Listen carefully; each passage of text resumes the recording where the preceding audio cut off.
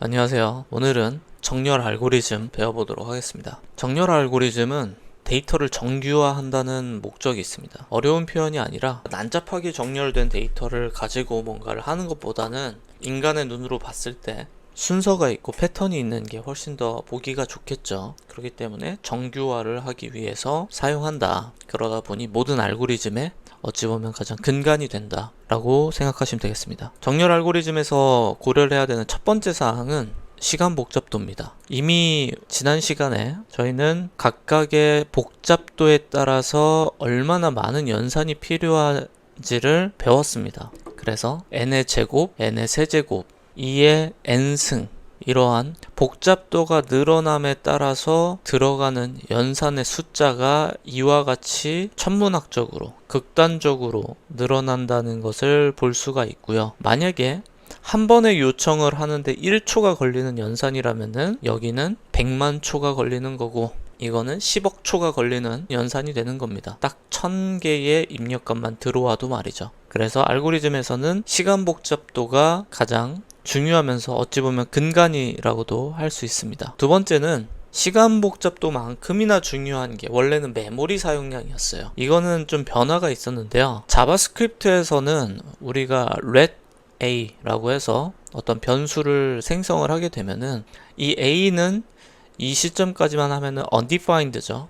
하지만 undefined일지라도 메모리에서는 할당이 됩니다. 근데 a는 1이라는 코드를 여러분이 작성하면은 여기서 또 한 번의 할당이 발생을 해요. 하지만 할당된 데이터의 값이 원래는 undefined였다가 1로 바뀌는 그런 형태가 되겠죠. 그래서 자바스크립트에서는 우리가 데이터 타입에 대해서 크게 고민을 할 필요가 없이 let, var, const 같은 걸 사용하면 되지만 다른 언어는 그렇지 않아요. 자바스크립트를 표현할 때 과거에는 너무 쉬운 언어다 라는 표현도 사용을 했어요. 그 이유가 데이터의 타입도 굳이 정할 필요도 없었고 그러다 보니까 에러도 많이 생겼습니다. 그래서 여러분들 요즘 사용해 보셨을지 모르겠지만 타입스크립트를 실제 프로덕션 레벨에서는 많이 사용하는 게 다 그런 이유 때문이죠. 반면에 C 언어나 C샵이나 자바 그리고 대부분의 언어들은 데이터 타입을 강제합니다. 그래서 C 언어 코드를 보면은 가령 shorts라고 해놓고 a는 1 이런 식으로 코드를 쓴다면은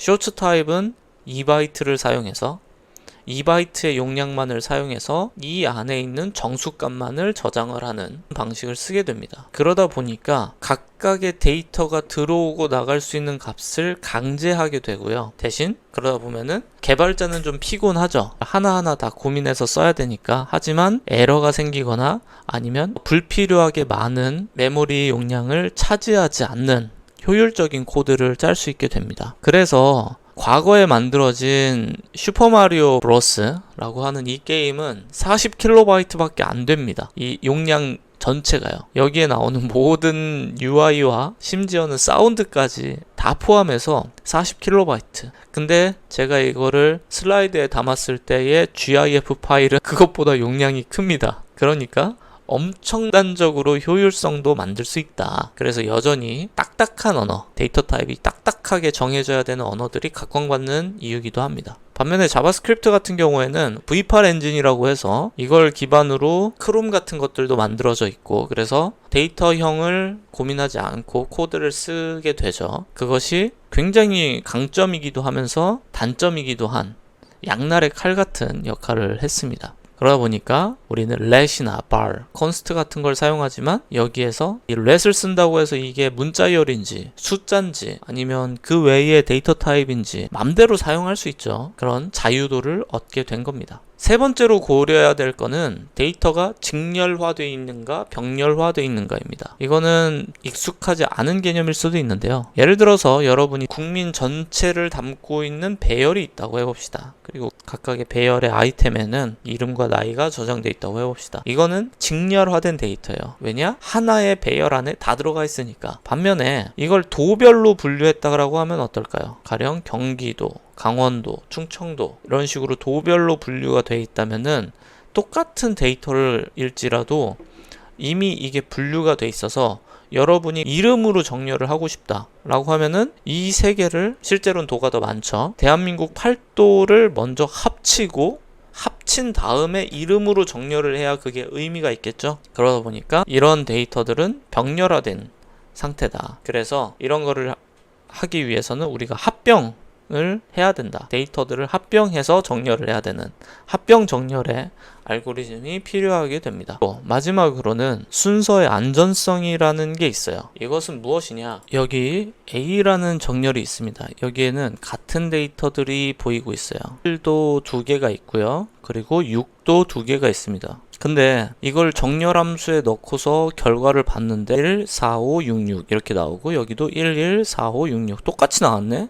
그러면은 정렬 함수는 뭐 문제가 없는 거 아닌가? 라고 할 수 있지만, 물론 이거 정렬 자체는 문제가 없을 수 있어요. 하지만 실행을 할 때마다 인덱스의 순서가 달라진다면, 가령 여기에 있는 1이 지금 0번 인덱스죠. 첫 번째로 돌렸을 때는 0번 인덱스인 게 맨 앞에 있었고, 그리고 두 번째 돌렸을 때는 뒤에 있는 1이 네 번째 인덱스거든요. 네 번째 인덱스가 이번엔 또 맨 앞에 와 있고, 이런 거를 우리는 불안전 정렬이라고 합니다. 안정 정렬하고 불안정 정렬의 차이점은, 안정 정렬은 인덱스 순서가 언제나 일관되게 나와야 돼요. 반면에 불안정 정렬은 순서가 매번 달라질 수 있는 겁니다. 당연히 불안정 정렬의 경우에는 같은 데이터에 대해서 달라지는 경우가 생길 수 있기 때문에 약간 이상한 결과가 나올 수도 있어요. 예를 들어서 여기에 있는 지금 이 데이터 말고 가령 이름과 나이를 저장한 배열이 있다라고 해봅시다. 여기에 있는 나이를 이렇게 똑같이 했다라고 해봅시다. 그러면 우리가 이걸 정렬 함수를 돌렸을 때 철수가 먼저 나오고 영희가 그 다음 나왔다, 나이가 많은 순서로 이렇게 정렬이 됐다 라고 하면은, 언제나 이렇게 정렬이 되면은 안정 정렬 함수가 될 겁니다. 반대로 어떨 때는 철수가 앞에 있다가 어떨 때는 영희가 앞에 있고, 이게 막 뒤섞여 있는 결과를 리턴하는 함수가 있다고 해볼게요. 그러면 이 함수는 불안정 정렬 함수가 되겠죠. 만약에 여러분이 코드를 짜는데 어떤 sort 함수를 돌려서 관리자 화면 같은 데서 이런 걸 많이 보여줄 거잖아요. 관리자 화면에서 이런 걸 보여주는데 어떨 때는 철수가 위에 있고 어떨 땐 영희가 위에 있고 한다면 굉장히 이상하겠죠. 나이는 같다고 해서 정렬의 기준은 같지만 이게 왔다 갔다 섞여버리면 안 되는 겁니다. 그러다 보니까 우리는 코드를 짤 때 가능하다면 안정정렬로 만들어내는 알고리즘이 좋다라고 할 수 있겠습니다.